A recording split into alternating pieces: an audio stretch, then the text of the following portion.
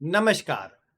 आज का वीडियो बड़ा ही रोचक और खास होने वाला है, इसलिए पहले ही बोल रहा हूँ इसे पूरा देखने का प्रयास करें।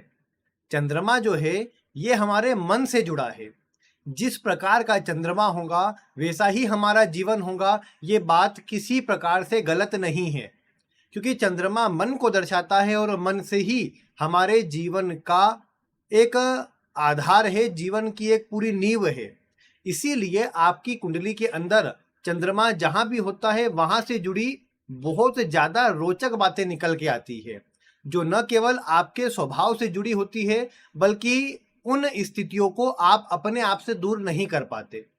मैं छोटे छोटे लेकिन महत्वपूर्ण सूत्र आपको बताऊंगा, आप उन्हें मिलाइएगा। आपकी कुंडली में चंद्रमा किसी भाव में भी हो, मैं ये तो बोल दूं आपको कि हर भाव से जुड़ी कुछ न कुछ जानकारी मैं देने का प्रयास करूंगा, लेकिन सबसे महत्वपूर्ण है जो जो सूत्र मैं आपको बताऊं उन्हें आप मिलाते जाइए पहले, और आपकी कुंडली में जहां भी चंद्रमा है वहां पर मिलाते जाइए, आपको प्रभाव सटीक मिलता नजर आएगा। सबसे पहली बात जो आप सभी जानते भी है, मैंने पहले भी हालांकि चंद्रमा से जुड़ी वीडियो में आपको बताया है। क्या बताया है कि जो चंद्रमा है ये तो आप सभी जानते ही है, घटता और बढ़ता भी है। तो घटने बढ़ने का स्वभाव है, मतलब चेंज करने का स्वभाव है। इसीलिए जहां भी चंद्रमा होता है उस भाव में आप बहुत ज्यादा चेंज करते हैं, या उस भाव में बहुत ज्यादा उतार चढ़ाव का प्रभाव रहता है, घटना बढ़ना लगा रहता है। कई बार आप पाओगे जिनके लग्न में चंद्रमा होता है उनका स्वभाव और उनकी आकृति जैसे वो दिखते हैं उसमें कम ज्यादा प्रभाव होते रहता है। कभी आप देखोगे बहुत मोटे हो गए, कभी बहुत पतले हो गए, कभी रंग एकदम चमक के उभर के सामने आ रहा है और कभी एकदम डल हो गया है चेहरा। इस तरह की बातें आपको चंद्रमा जिनके लग्न में होंगे, क्योंकि लग्न यानी आपका शरीर, आपकी बनावट और आपके स्वभाव से जुड़ी महत्वपूर्ण बातें, इसीलिए चंद्रमा के लग्न में होने पर यह असर स्वभाव पर आ जाता है, व्यक्तित्व पर आ जाता है। जब दूसरे भाव में होगा तो व्यक्ति के खान पान का तरीका, व्यक्ति की वाणी, व्यक्ति का धन, इनमें हमेशा उतार चढ़ाव बना रहेगा। आप मिला लीजिए और किसी भाव में मिला लीजिए। ये तो मैंने दो भाव का उदाहरण दिया, आप पूरे 12 में से किसी भाव में, जैसे 12वें में हुआ तो 12वां भाव खर्च का है, ऐसा व्यक्ति कभी तो बिल्कुल खर्च नहीं करेगा, और जब खर्च करेगा तो इतना बड़ा कर देगा कि फिर बचाना मुश्किल हो जाएगा। तो ये सब बातें हैं, कैसी बातें हैं? चंद्रमा से जुड़ी बातें हैं, जो कि उतार चढ़ाव से जुड़ी हुई है। आप 2 मिनट एक बार सोचिए आपकी कुंडली में चंद्रमा कहाँ पर है और विचार कीजिए, क्या वहां पर उतार चढ़ाव आपको देखने को मिलता है? क्या वहां पर आपको एक जैसा प्रभाव नहीं मिलता? आप स्वयं इस बात को लागू करके देख पाएंगे। अब दूसरा सूत्र क्या, कि चंद्रमा जहां पर है वहां पर आप एक चीज पर टिककर रह भी नहीं पाते। मैंने कहा आपको कि उतार चढ़ाव आते हैं, चेंज आप करते हैं, लेकिन दूसरा तरीका यह है इस बात का कि आप वहां पर कोई न कोई परिवर्तन या चेंज करते हैं। एक जैसी चीज आपको कभी पसंद नहीं आती। इसे समझिए कि चंद्रमा को कहा था कि 27 रानियां हैं चंद्रमा की, मतलब 27 शादियां हुई है चंद्रमा की। तो इसीलिए जो नक्षत्र है उसी प्रकार से, तो इसीलिए चंद्रमा हर दिन एक किसी अन्य नक्षत्र में चला जाता है, अन्य किसी के पास चला जाता है। तो उसी प्रकार जब जहां चंद्रमा होता है वहां भी कुछ यूनिक और नई नई बातें सोचने का, खोजने का, करने का आपका मन करता रहता है। उदाहरण मैंने कई बार आपको बताया, जिनके दशम भाव में चंद्रमा होता है वो अपने काम को बार बार बदलते रहते हैं। क्यों बदलते हैं? क्योंकि चंद्रमा उनके मन को एक जगह पर स्थिर नहीं करता। चंद्रमा दशम भाव में होता है तो व्यक्ति का मन बार बार काम बदलने की ओर जाता है। कई बार बार बदलना संभव न हो तो काम ऐसा होता है जिसमें बैठ के काम नहीं करना है, घूमना फिरना है, चलना फिरना है, कहीं जाना है, किसी से मिलना है, लोगों से जुड़ना है, इससे बात करना है, ऐसे अलग अलग कुछ काम करना है। तब जाकर के दशम का चंद्रमा अपना प्रभाव देता है। यानी कुछ न कुछ चेंज, कुछ न कुछ परिवर्तन वहां पर आता रहता है। और ये बात हर बात में आप लागू कर सकते हैं। पंचम में चंद्रमा होने पर मैंने देखा कई बार शिक्षा की फील्ड, अपना कोर्स, अपनी डिग्री बदलने वाला प्रभाव, मतलब डिग्री मतलब बदलने वाला प्रभाव से मेरा मतलब यही है कि जो कोर्स कर रहे थे, किसी फील्ड में कोर्स करा, लगा कि इसमें उतना मन नहीं है, उतना दम भी नहीं है, इस पे अभी पहले जो अवसर थे अब खत्म हो गए हैं, एक काम करते हैं अब याला काम कर लेते हैं, तो अब इसमें डिग्री करेंगे। ऐसी सब चीजें देखने को मिलती है।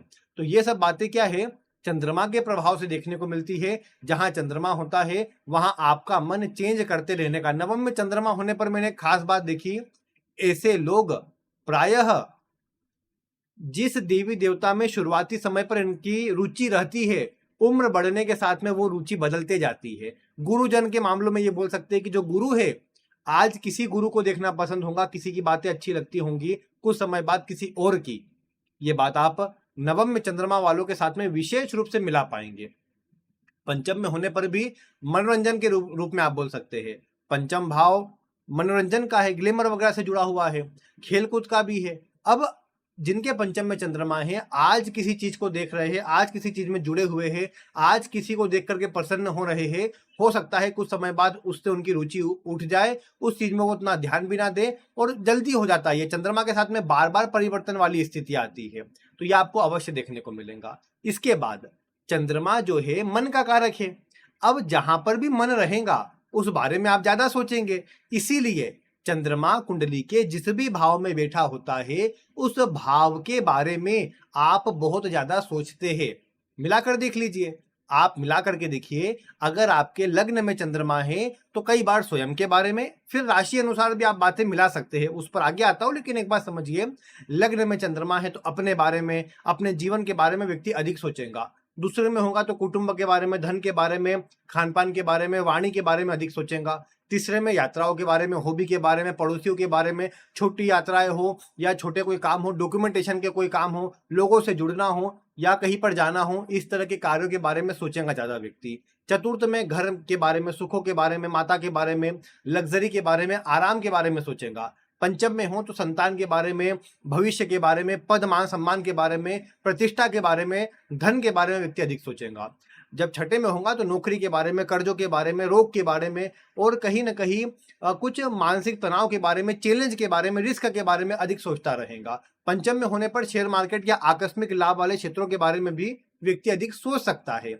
सप्तम में होने पर जीवन साथी के बारे में, पार्टनर के बारे में, व्यापार के बारे में, दैनिक आय जो होती है उसके बारे में और जो लोग जुड़ते हैं नए नए उनके बारे में, कोई जुड़ा उसके बारे में व्यक्ति सोचने लग जाए। ये सप्तम के चंद्रमा में बहुत होता है। अष्टम में होने पर गुप्त विषयों के बारे में, अज्ञात भय के बारे में, मानसिक तनाव के बारे में, विदेश जाने के बारे में, धन बचाने के बारे में, ससुराल के बारे में, अपने घर से प्राप्त होने वाले धन के बारे में या कुछ आध्यात्मिक उन्नति के बारे में, तंत्र की चीजों के बारे में व्यक्ति अधिक सोचता रहेगा। और भी बातें आप जोड़ सकते हैं उस भाव से जुड़े कारक तत्वों के अनुसार। मुझे जो याद आ रहे हैं मैं आपको बता रहा हूं। नवम भाव में आप पिता के बारे में, धर्म के बारे में, गुरु के बारे में, उच्च शिक्षा के बारे में, लंबी यात्राओं के बारे में अधिक सोचते रहेंगे, बॉस के बारे में अधिक सोचते रहेंगे। दशम में है तो करियर के बारे में, अपने कर्म के बारे में, जो लोगों से काम करना है, लोगों से काम करवाना है उसके बारे में, पेंडिंग जो काम बचे हैं आपके उनके बारे में। साथ ही साथ दशम में होने पर आपके जीवन में करियर में क्या बदलाव किया जाए, क्या कुछ नया किया जाए, इसके बारे में, समाज के बारे में, सरकार के बारे में, सरकार से होने वाले लाभ के बारे में, अपने पिता से होने वाले लाभ के बारे में आप अधिक सोचते रहेंगे। पिता के धन के बारे में आप अधिक सोचते रहेंगे। 11वें भाव में होने पर अपनी इच्छाओं के बारे में, अपने लाभ के बारे में, नए लोगों से जो ग्रुप बनेंगे उस बारे में। इसके अलावा आप मतलब जिन जिन लोगों को अपनी बातों से प्रभावित कर पाएंगे, जो ग्रुप या सर्कल बना पाएंगे, उस बारे में अधिक सोचते रहेंगे। रोग के बारे में अधिक सोचते रहेंगे, ये भी आपको देखने को मिलेगा। 12वें में होने पर निवेश के बारे में, जनता के बारे में, परोपकार के बारे में, लोगों के बारे में और मैं ये कहूँ कि किसी धार्मिक कार्य के बारे में, विदेश जाने के बारे में, हॉस्पिटल से जुड़े किसी काम के बारे में, धन बचाने के बारे में आप अधिक सोचते रहेंगे। नींद के बारे में आप अधिक सोचते रहेंगे, ये सब आपको देखने को मिलेगा। सुखों के बारे में अधिक सोचते रहेंगे, ये आपको अधिक देखने को मिलेगा। तो ये जो चीजें हो गई, ये चंद्रमा जिस भाव में है उस भाव में क्योंकि आपका मन है और मन जहां है वहां पर आप अधिक सोचेंगे, उससे जुड़ा ये सूत्र हो गया। आपने मिलाया होगा कि चंद्रमा जहां पर है वहां के बारे में आप ज्यादा ही सोचते हैं। अगर चंद्रमा का संबंध दूसरे 11वें भाव से, इनके स्वामियों से अगर किसी प्रकार से बन जाता है तो व्यक्ति धन के बारे में ज्यादा सोचता है। फिर दृष्टि से बने, युति से बने, नक्षत्र से बने, कहीं किसी और कनेक्शन से बने, लेकिन अगर बन जाता है तो आपको प्रभाव इस तरह का ज्यादा देखने को मिलेगा। ये बात हुई चंद्रमा की। और बात इसमें चंद्रमा में क्या आती है कि चंद्रमा जिन राशियों में है ना, वो राशियां भी आपके व्यक्तित्व के लिए तो आती है कि आपकी चंद्र राशि मुख्य राशि बन जाती है आपकी। तो चंद्रमा जिस राशि में है वो तो आपको प्रभाव देती है। वो प्रभाव तो कभी आपसे अलग नहीं होता, आपके स्वभाव में होता है वो तो। कि मेष है तो जल्दीबाजी वाला स्वभाव रहेगा, वृषभ है तो आप थोड़े लग्जरी में रहेंगे, मिथुन वाले है तो थोड़ा सा बच्चों जैसा स्वभाव रहेगा, तो कर्क में इमोशनल, सिंह में थोड़ा जिद्दी, गुस्सेल या थोड़ा अपने हिसाब से स्वतंत्र होकर काम करने वाले। तो ये चीजें आपके स्वभाव में है, ये स्वभाव आपके राशि अनुसार है और इससे तो कोई निकाल नहीं सकता। आप किसी भी भाव में चंद्रमा को देख रहे हैं, मैंने बोला आप अधिक सोचेंगे। अब इतना विचार कीजिए कि वो राशि किस भाव की है, मतलब जो नंबर है वही नंबर से भाव समझ लीजिए। जैसे 3 नंबर पे चंद्रमा है, तीसरा भाव मान करके तीसरे भाव से जुड़ी बातें भी आप अधिक सोचेंगे। 12वें भाव में जैसे चंद्रमा है और मान लो वो चंद्रमा जो है वो आपकी वृषभ राशि के अंदर है। 12वां भाव निवेश का हो गया, खर्च का हो गया, आप खर्च के बारे में सोच रहे हैं। वृषभ राशि 2 नंबर जो होता है वो आपका होता है धन का, तो आप धन के बारे में सोच रहे, खर्च के बारे में। धन और खर्च, निवेश कहाँ करें, कहाँ से पैसे आएंगे, कहाँ पर लगाएंगे, कहाँ सुख खरीदे, कहाँ पर आराम करे, कहाँ पर धन लगाए, यही सब चीजों में उधेड़ बुन आपकी बनी रहेंगी। तो ये जो चीजें हैं ये राशि अनुसार भी बातें जोड़ लेंगी, जो आपको भी जोड़ना चाहिए, आपको भी देखना चाहिए। एक और बात है, चंद्रमा जहां पर है, कहा जाता है कि सभी 7 ग्रहों में चंद्रमा एकमात्र ऐसा ग्रह है जिसके कोई शत्रु नहीं है। जब आपने नैसर्गिक मैत्री वाला प्रभाव देखा होगा या मित्रता शत्रुता वाला प्रभाव देखा होगा तो आपने पाया होगा कि वहां पर बात की जाती है कि चंद्रमा किसी भी ग्रह को शत्रु नहीं मानता है। अन्य ग्रह चंद्रमा को शत्रु माने, चंद्रमा किसी को शत्रु नहीं मानता है। जब चंद्रमा किसी को शत्रु नहीं मानता है तो इसका प्रभाव क्या है, ये देखने को मिलता है कि जिस भाव में चंद्रमा है वहां पर व्यक्ति के शत्रु न के बराबर होते हैं, या व्यक्ति के शत्रु नहीं ही होते हैं, या व्यक्ति के शत्रु जो होंगे। देखो एक और बात समझिए, आपने देखा दूसरे भाव में चंद्रमा है, अब धन से जुड़ी समस्या है, किसी और योग से घर परिवार में विवाद भी चालू हो गया। अब विवाद चालू हो गया तो व्यक्ति को धन से जुड़ी परेशानी हुई, घर परिवार के लोगों ने ही कहीं ना कहीं बुरा भला कहा। अब ऐसी स्थिति में वो व्यक्ति कहे कि देखो मेरा घर का सदस्य ही मेरा तो शत्रु है, तो ये बात से इनकार भी नहीं कर सकते। लेकिन अगर आप अन्य बातों को मिला ले तो आप पाएंगे कि जिस भाव में चंद्रमा होता है वहां पर आपके कोई शत्रु नहीं होते, या अधिकतर शत्रु बनते नहीं है। अगर चंद्रमा पीड़ित नहीं है तो ध्यान रखिए, पीड़ित नहीं है तो शत्रु नहीं बनते या नहीं होते। छठे भाव से चंद्रमा का संबंध बन जाए और एक अच्छे चंद्रमा का संबंध बने तो ऐसा व्यक्ति प्रायः ये बोलता है कि मेरे तो कोई शत्रु नहीं है, या जो कुछ बुरा करना भी चाहते हैं उनके प्रति व्यक्ति सौम्य स्वभाव रखता है, उनके प्रति झगड़े विवाद का स्वभाव नहीं रखता, उनके लिए अच्छा करना चाहता है। अगर वो सहायता के लिए आ जाए तो मना भी नहीं कर सकता या मना भी नहीं करता है, अगर चंद्रमा का छठे भाव से संबंध बनता है तो। कहने की बात यही कि छठा भाव तो है शत्रु का, लेकिन चंद्रमा का संबंध बन गया तो शत्रु नाश करने वाला चंद्रमा बन जाता है। और बन क्या जाता है, वो है शत्रु नाश करने वाला, उसको किसी ग्रह की आवश्यकता नहीं है कोई और प्रभाव देने के लिए, क्योंकि वो देखो चंद्रमा को माता कहा गया है, माता कारक चंद्रमा जो चंद्रमा को कहा गया है, इसीलिए माता का काम क्या होता है, पोषण देने का। इसीलिए एक और बात मिलाइए, चंद्रमा कुंडली में जिस भाव में होता है उस भाव के सदस्य के लिए आप पोषण, एक माता जैसा स्वभाव रखते हैं, भले वो आपसे बड़ा हो छोटा हो, नो मैटर। कहने की बात क्या है कि वहां पर आपका एक सॉफ्ट कॉर्नर है कि उनके बारे में आप अच्छा सोचना, अच्छा करना चाहते हैं, और ये बात आप उस भाव पर लागू कर सकते हैं। हाँ, ये बोल सकता हूं मैं कि आपको बोल सकते हो उस भाव के बारे में कि ये व्यक्ति तो कायर है, एक सामान्य शब्द का उपयोग कर रहा हूं मैं, लेकिन गलत वे में ना समझे इसे, क्योंकि झगड़े विवाद की बात नहीं है। लेकिन एक बात समझिए कि जैसे आप कोई पिक्चर देखते होंगे, कोई भी आपने देखी होंगी, अधिकतर इसी में उसमें रहता है कि जो हीरो है, जो मेन है किरदार, वो सभी से लड़ रहा है, लेकिन बात उसकी बहन की आ जाए या छोटे कोई घर में है बच्चा, उसके बारे में बात आ जाए तो वो वहां पर कोशिश करता है कि अगर उसके बारे में कुछ ना बोला जाए, वहां पर अगर उसको कुछ बोला जाए तो वो रुक जाता है। वो अब वो चलो जैसी भी स्क्रिप्ट हो, लेकिन मेन बात क्या है, वो कहीं ना कहीं दर्शाता है चंद्रमा का ममत्व, जो माता वाला गुण है चंद्रमा के अंदर, वो कहीं ना कहीं वहां दर्शाने वाली स्थिति आती है। इसीलिए एक बात क्या है कि चंद्रमा जहां पर है वहां पर आपका यही सॉफ्ट कॉर्नर है कि वहां आप अच्छा चाहते हैं। चंद्रमा सुखों का कारक है, देखो शुक्र सुख देने वाला ग्रह है। चंद्रमा जो है चतुर्थ भाव का नैसर्गिक स्वामी जो है काल पुरुष की कुंडली में, वो चंद्रमा है। तो मानसिक सुख देने वाला ग्रह कोई है तो चंद्रमा है। आप भौतिक रूप में आपने धन कमा लिया, देखो एक बात समझिए, शुरुआत में जब व्यक्ति के पास धन नहीं होता तो वो सोचता है धन कमा लूंगा तो मुझे सभी सुख मिल जाएंगे, मेरा जीवन संतुष्ट हो जाएगा। वो धन उसके पास आता है, फिर सोचता है कि नहीं अगर और कुछ मिल जाए तो मैं इससे संतुष्ट हो जाऊंगा, फिर कुछ मिल जाए तो संतुष्ट हो जाऊंगा, फिर कुछ मिल जाए। मतलब कहने की बात क्या है कि व्यक्ति की संतुष्टि का कोई लेवल नहीं है। जो चीज आपको आज चाहिए वो कल आ भी जाएंगी, तो जरूरी नहीं है कि आप संतुष्ट हो जाए, आप वहां कोई ना कोई कमी निकालना या वहां कुछ ना कुछ कमी देखना चालू कर देंगे। इसीलिए चंद्रमा के लिए कहा जाता है कि चंद्रमा सुख का कारक है, विशेष सुख देने वाला, मानसिक सुख देने वाला ग्रह चंद्रमा है। और इसीलिए अगर आपको अपने चंद्रमा को अच्छा रखना है तो पहली चीज अपने मन को काबू में रखो। इससे जुड़ी एक छोटी सी कहानी याद आती है मुझे, मैं आपको सुनाता हूँ। 2 मिनट लगेंगे, जरा ध्यान से सुनिएगा। एक बार क्या होता है, आपने हो सकता है बहुत से ने सुनी हो या मैंने कभी सुनाई भी हो, लेकिन एक बात मैं आपको सुनाता हूँ, मैंने भी सुनी है, मैं कुछ अपने मन से नहीं बना रहा हूँ। एक बार ये होता है कि अकबर बादशाह के दरबार में अकबर पूरे अपने साम्राज्य में ये अनाउंस करवाते हैं, ये घोषणा करवाते हैं कि कोई भी, ये हमारी शाही बकरी है, इसे कोई भी जिसका जो मन करे जो खिलाना हो वो खिलाओ, और आप इसे 1 हफ्ते अपने पास रखो, जो आप खिला सको सब खिला दो। हम आने के बाद इसका टेस्ट लेंगे, इसको हम कुछ खिलाएंगे। अगर इसने वो नहीं खाया तो हम आपसे प्रसन्न होंगे और बहुत सी सोने की मुद्राएं आपको देंगे। बस आपको इतना करना है, ये बकरी को आपको संतुष्ट करना है, आपको इसको इतना खिलाना है कि ये सब प्रकार से संतुष्ट रहे। अब इतना आसान सा एक शर्त सुन करके कोई भी सोचे कि बकरी को खिलाना है, अच्छा खिलाएंगे। अब ले गए, बड़े बड़े सेट लेकर गए, बड़े बड़े सेट लेकर गए तो काजू बादाम और भी न जाने कितने कितने प्रकार की भांति भांति की उन्होंने उसको वस्तुएं खिलाई, खूब तरीके से खिलाई, और अच्छा मजबूत दिखने में भी लगने लग गई कि इसको तो बहुत खिलाया है। वो लाए अकबर बादशाह के दरबार में 7 दिन बाद लाए। अकबर बादशाह ने उसके सामने फिर हरी घास करी, उनने फिर खा ली। अब फिर खा ली तो अकबर बादशाह बोले, क्या है, आपने तो खिलाया ही नहीं कुछ। बोले, हमने तो बहुत खिलाया लेकिन पता नहीं क्यों खा रही है ये। अब ये बात हुई।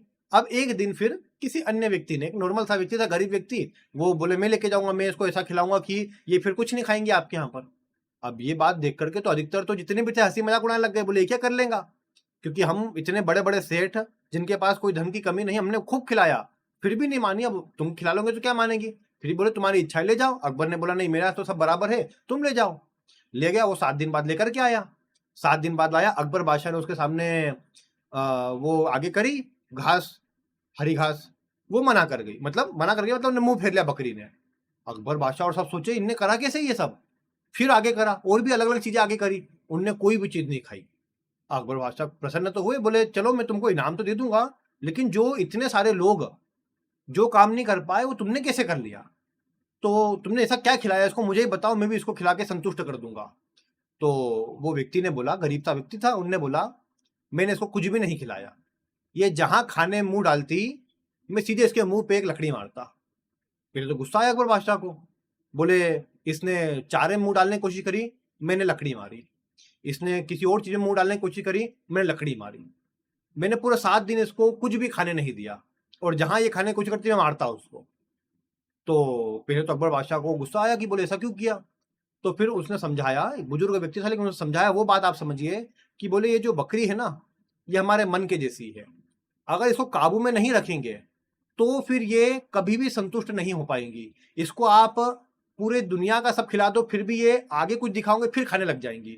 अगर आपको इसको संतुष्ट करना है, अगर इसका चाहते हो कि ये आपके लिमिट में रहे, तो आप इसके ऊपर इसको लकड़ी दिखाना चालू कर दो। आपका मन भी अगर आपके विषय से भटकने की कोशिश करने लग जाए, आपका जो काम है उससे अलग हटने की कोशिश करे, और ये कहे कि अभी थोड़ा आराम कर लेते हैं, अभी थोड़ा बच जाते हैं, तो वैसी स्थिति में इसको लकड़ी मारो, और लकड़ी मारोगे तो ये काबू में रहेगा, और फिर ये उस आपकी लिमिट के बाहर नहीं जाएगा। यही बात हर चीज में है। सुख का कारक चंद्रमा है, और सुख के लिए आपको मन को काबू में रखना जरूरी है।